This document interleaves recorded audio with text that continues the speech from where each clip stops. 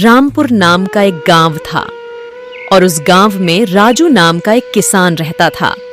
राजू उसके मां के साथ रहता था।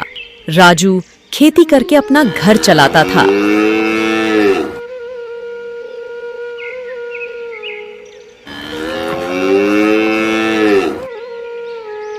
शाम का वक्त हो रहा था कि राजू काम खत्म कर अपना घर वापस आता है और घर में आके देखता है कि उसकी मां की तबीयत बहुत खराब थी। उसके चलते वो बेहोश हो गई थी। फिर राजू हर बराते हुए बोला, अरे क्या हुआ माँ? उठो माँ, उठो। शायद माँ की तबीयत बहुत ज़्यादा खराब हो गई है। मुझे माँ को अभी डॉक्टर के पास लेके जाना पड़ेगा, तभी माँ की तबीयत ठीक होगी। कुछ ही देर में राजू उसकी माँ को डॉक्टर के पास लेके जाता है और डॉक्टर उसकी माँ को चेक करता है। फिर डॉक्टर राजू के पास आता है और बोलता है, अरे राजू, तुम्हारी माँ को एक जानलेवा बीमारी है।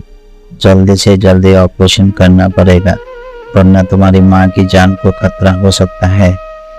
ऑपरेशन के लिए कम से कम 5 लाख रुपए लगेंगे। तुम बोलो कब ऑपरेशन करना है? डॉक्टर साहब, मेरी माँ का ऑपरेशन आप कर दो। चाहे जितना भी पैसा लगेगा मैं आपको दूंगा।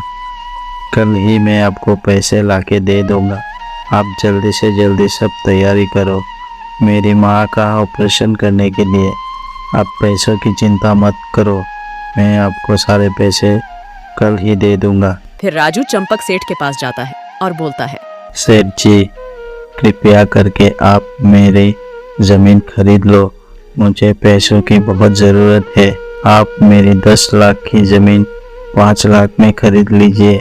मैं आपको सारी कागजात में दस्तखत कर दूंगा। कृपया करके आप मुझे 5 लाख रुपए दे दो। वैसे राजू, तुम 10 लाख की जमीन 5 लाख में बेच रहे हो, क्या हुआ रामू? मुझे बोलो, तुम अपनी जमीन क्यों बेच रहे हो? सेठ जी, मुझे पैसों की बहुत ज़्यादा ज़रूरत है, क्योंकि मेरी माँ का तबीयत बहुत ख़राब है और डॉक्टर ने बोला है जल्दी से जल्दी ऑपरेशन करने के लिए। इसीलिए मैं अपनी ज़मीन बेच रहा हूँ। कल पैसा अस्पताल में देना है, इसीलिए मैं अपना ज़मीन आपको बेच रहा हूँ।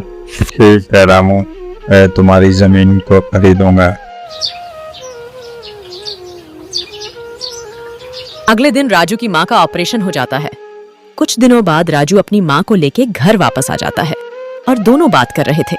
तब राजू की माँ बोलती है, अरे बेटा, मेरी तबीयत खराब हो गई थी। मैं मेरे ऑपरेशन के लिए इतना सारा पैसे कहाँ से लाया? अरे माँ, मैंने हमारा खेत बेच दिया। अरे बेटा, मेरे लिए खेती की जमीन को बेच दिया। तेरे पास इस जमीन के अलावा कुछ भी नहीं था। कोई बात नहीं माँ, मैं तुम्हें ऐसे नहीं देख सकता। मैं मेहनत मजदूरी कर लूँगा, तुम चिंता मत करो। तुम बस आराम करो। कुछ दिनों बाद राजू गांव से शहर सामान ले जाने का काम करने लगा था। एक बार राजू काम करके घर वापस आ रहा था कि तभी रास्ते में उसे एक बूढ़ी दादी माँ मिलती है और दादी माँ राजू को बोलती है, अरे बेटा, मैं बहुत दिन से भूखी हूँ। तुम्हारे पास कुछ खाने के लिए हो तो मुझे दे दो। अरे दादी माँ, ये लो, मैं अपने माँ के लिए ये फल लेके जा रहा था, इसे आप खा लो। तभी अचानक उस बूढ़ी दादी माँ की जगह में देवी दुर्गा माँ प्रकट हो जाती हैं और देवी दुर्गा राजू को बोलती हैं, बेटा राजू, मैं तो तुम्हारी परीक्षा ले रही थी और तुम इस परीक्षा में पास हो गए हो और मैं तुम्हें आशीर्वाद देती हूँ कि तुम्हें कभी भी धन की कोई कमी नहीं होगी। आशीर्वाद है मेरा तुम पे।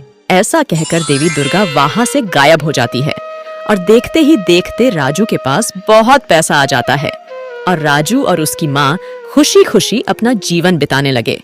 अरे रुको रुको, यहाँ तक जब आ ही गए हो, लगता है आप लोग को वीडियो अच्छा लगा होगा। तो वीडियो अच्छा लगा है तो आप लोग लाइक करें और चैनल को सब्सक्राइब करें और अपने दोस्तों के साथ शेयर करें। Thank you.